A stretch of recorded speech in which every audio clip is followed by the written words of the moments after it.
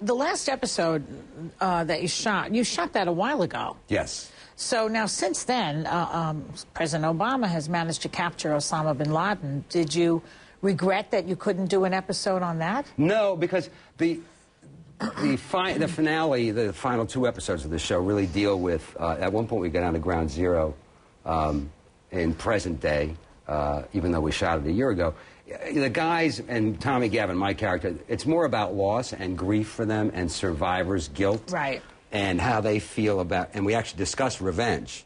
So, you know, the thing about revenge is it doesn't really replace the people that have been taken away. That's the problem. Yeah, I don't know.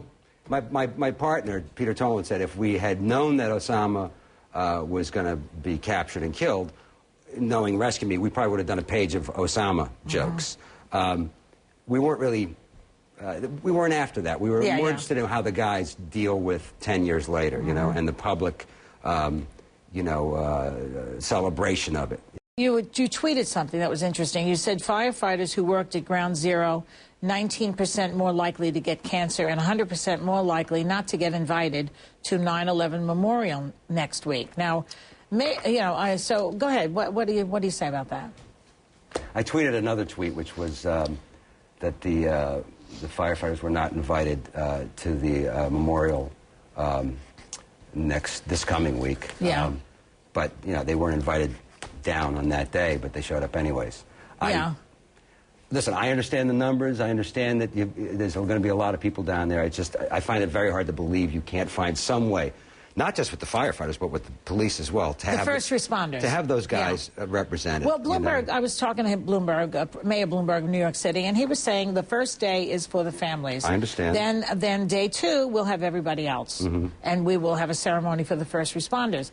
So does that sort of alleviate the... It alleviates the pain to a certain extent. I still think, you know, and maybe they've changed this. I don't know. I mean, I hope I'm up to date on this, but I think you could at least take a sampling of guys, whether you want to go with chiefs or lieutenants or a mixture of firefighters and officers, and have them down there. Yeah, you know? right.